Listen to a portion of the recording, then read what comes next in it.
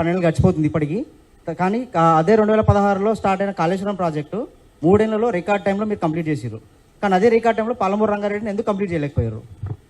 పాలమూరు రంగారెడ్డి ప్రాజెక్టులో first pump on చేసి నీళ్ళు ఇచ్చింది కేసీఆర్.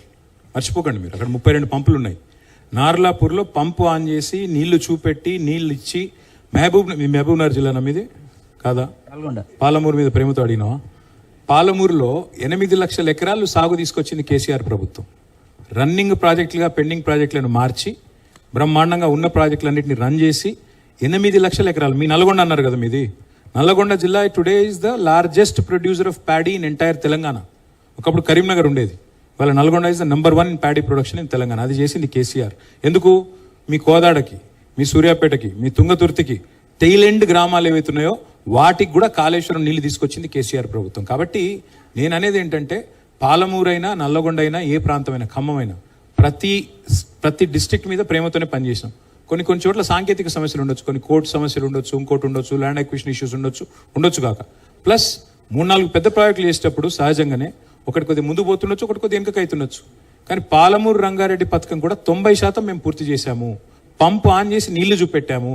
2.5 years అయింది. మరి మామగారు పేరు పెట్టుకున్నాడు కదా, జయపాల్ రెడ్డి గారి పేరు, ఎందుకు పూర్తి చేస్తలేడు? చేయమనండి, వెంటనే ఫాస్ట్గా పూర్తి చేసి నీళ్ళు ఇమ్మనండి. మేము వద్దంటున్నామా? ఇక మీరు అడిగిన మొదటి ప్రశ్న, ప్రజల విచక్షణని మేమేదో అవమానిస్తున్నామని. ఎందుకు అవమానించాం బ్రదర్? నేను ఎక్కడ అవమానించాను? ఏం చెప్పాను నేను? కాంగ్రెస్ చెప్పిన దొంగ మాటలు కొంతమంది నమ్మారు అన్నాను. ముమ్మాటికి అంటున్నాను, నేనండం కాదు, ప్రజలు అంటున్నారు. అయ్యో ఈ దొంగల మాటలు నమ్మాము. ప్రజలు మీరు చూడండి, సోషల్ మీడియాలో వీళ్ళకు ఓటేసి తప్పు చేశాము అని చెప్తున్న ప్రజలు ఎంతమంది ఉన్నారో మీరు చూడండి. నేను అదే చెప్పాను, వాళ్ళను టంకిస్తూ చెప్పాను.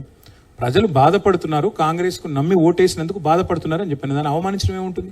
ఇంకోటి వ్యతిరేకత అంటారా? వ్యతిరేకత అందరి మీద వస్తుంది బ్రదర్. ఇప్పుడు ఎవరు దేవుడు కాదు.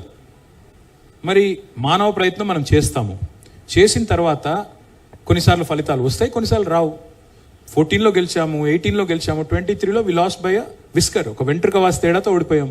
దానికి మేమేం బాధపడట్లేదు. బాధ ఎక్కడ అనిపిస్తుంది అంటే, ఈ దుర్మార్గులు మొత్తం తెలంగాణను భ్రష్టు పట్టిస్తుంటే బాధ అనిపిస్తుంది, అంతకంటే ఏంటి.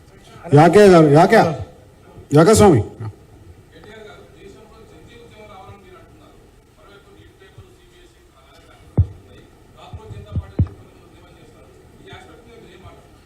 నేను ఒక 6-7 నెలల కింద ఎన్డీటీవీ వాళ్ళకి ఈవెంట్ పెడితే అక్కడ మన బాంబేలో నేను అనింటి జెన్జీ ఉద్యమం ఇక్కడ కూడా వస్తుందా నేపాల్ తరహాలో అంటే, రావచ్చు, పెద్ద అదే అంత కష్టతరం కాదు, మీరు అనుకున్నంత గొప్పగా ఏం లేదు బీజేపీ ప్రభుత్వం అని చెప్తే అక్కడ ఉన్న వాళ్ళంతా నవ్వినరు, రకరకాలుగా హెకిల్ చేసిండ్రు. కానీ వాళ్ళు చూడండి ఏమవుతుంది. కాక్రోచ్ జనతా పార్టీ అని పెట్టి ఒక మాట సిజేఐ గారు ఏదో అంటే, ఆ మాట మీదకి వెళ్ళి ఒక పార్టీ పెడితే, సరే ఆన్లైనే కావచ్చు, అది ఆఫ్లైన్ లేకపోవచ్చు, కానీ దానికి ఇప్పుడు 14 మిలియన్ ఫాలోవర్లు. భారతీయ జనతా పార్టీ కంటే ఎక్కువ ఫాలోయింగ్ ఉంది ఇప్పుడు దానికి సోషల్ మీడియాలో. కాబట్టి పిల్లల్లో ఉన్న నిరాశ, మీరు బాగా ఫాలో అవుతున్నారా? 22 మిలియన్ అట. సో నేనేమంటున్నానంటే, పిల్లల్లో ముఖ్యంగా యంగ్స్టర్స్లో ఒక నిరాశ, ఒక నిస్పృహ ఉంది, అందులో అనుమానం అక్కర్లేదు. ప్రభుత్వాల మీద విసుగుంది, ప్రభుత్వాల మీద కోపం ఉంది. దాన్ని ఎవరు ఛానలైజ్ చేసుకుంటే వాళ్ళు నెగ్గుతారు.